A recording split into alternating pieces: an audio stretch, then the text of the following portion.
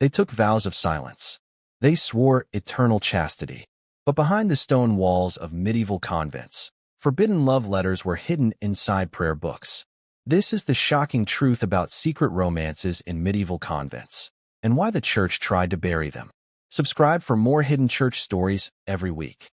When we imagine medieval nuns, we picture silence, discipline, prayer. But what if I told you that in the shadow of abbeys across Europe, there were secret meetings, coded letters, midnight confessions, and sometimes devastating consequences? Tonight, we uncover the emotional, dangerous, and very real world of secret romances in medieval convents.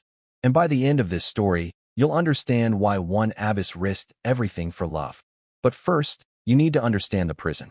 In the 12th century, across regions like France, England, and the German states of the Holy Roman Empire, convents were not always places of choice. Many girls were sent there by powerful families, not because they felt a divine calling, but because they were inconvenient. A second daughter meant no inheritance. A political alliance meant sacrifice.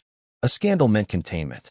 And so, behind thick stone walls, girls as young as 12 entered religious life. Some adapted, some believed, and some felt something they were never meant to feel. But what happens when devotion collides with desire? One of the most famous and tragic examples comes from the 12th century.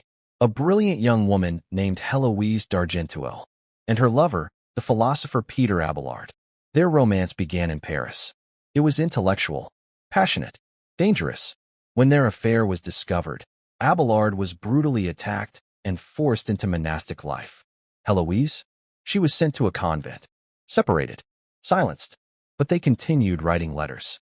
Letters filled with longing, with regret, with desire that refused to die. Héloïse once wrote that even in prayer, she could not silence her memories. Imagine kneeling in chapel, whispering psalms, while your heart breaks for someone you can never touch again. What would you choose, salvation or love? You might think Héloïse was an exception. She wasn't. Historical records from convent inspections show repeated concerns about unauthorized visitors, letters passed through windows, relationships with priests, emotional bonds between nuns themselves. And here is the uncomfortable truth. Convents were often isolated communities of women living together for life. Human emotion does not disappear because of a vow. Desire does not dissolve with a prayer. In some convents, bishops discovered secret pregnancies. In others, nuns formed intense romantic attachments to confessors. The church responded with stricter enclosure rules. Higher walls, locked gates, iron grills separating nuns from the outside world. Because love was not just a sin. It was a threat to control, and control was everything. But the tighter the grip, the stronger the rebellion. In the 14th century, in a remote convent near Florence, an abbess, whose name was quietly erased from some records, was accused of conducting a long-term affair with a local nobleman. The evidence: witness testimony, financial irregularities, and coded poetry discovered hidden inside liturgical manuscripts. The case nearly exploded into public scandal. Because this wasn't just a nun. This was the spiritual leader of dozens of women. If she could fall, what did that mean for the entire system? Church authorities acted quickly. The nobleman was exiled. The abbess was removed, confined, and ordered into silence.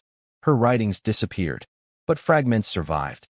One passage described a love that felt like God himself had written it into my bones. That line alone tells us something powerful. For her, love wasn't rebellion. It was divine, and that terrified the institution more than sin ever could. Because if love is holy, who controls holiness? Let's talk about the deeper issue. The medieval church faced a problem. Forced celibacy does not erase human nature. Many nuns were not called. They were placed. Some had no choice. Some entered after heartbreak. Some were escaping poverty. But once inside, they were expected to suppress identity, sexuality, longing, forever. The solution the church offered was discipline, isolation, punishment. But that didn't address the root problem. It only created secrecy. And secrecy is where forbidden love grows strongest. So what matters here? Not scandal, not gossip, but understanding the human cost of rigid systems. Because every time institutions try to erase human emotion, emotion finds another door. There is a lesser-known record from a convent in York. A young nun confessed to meeting a traveling scribe through the convent's outer garden wall.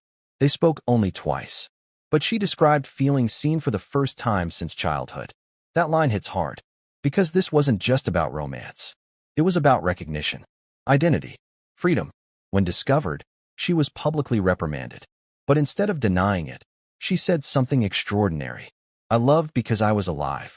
That statement was recorded by a horrified church official. To him, it was defiance. To us, it sounds human, and that changes everything.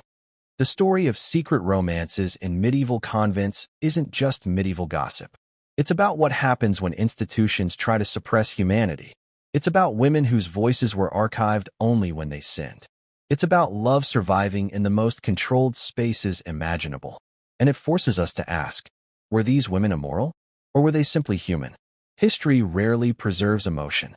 But sometimes, if you read between the lines of inspection reports and confiscated letters, you find heartbeats. Here's the part no one talks about. Some historians now believe that certain reforms within female monastic communities were quietly softened because enforcement kept failing. Love kept resurfacing. Over and over and over. Maybe the walls were never strong enough. Or maybe they were never meant to be. If you enjoyed this story, subscribe for more. What do you think? Were these romances acts of betrayal or acts of courage? Let me know in the comments. Pin comment. If you were forced into a convent in the 1300s, would you follow the rules or follow your heart?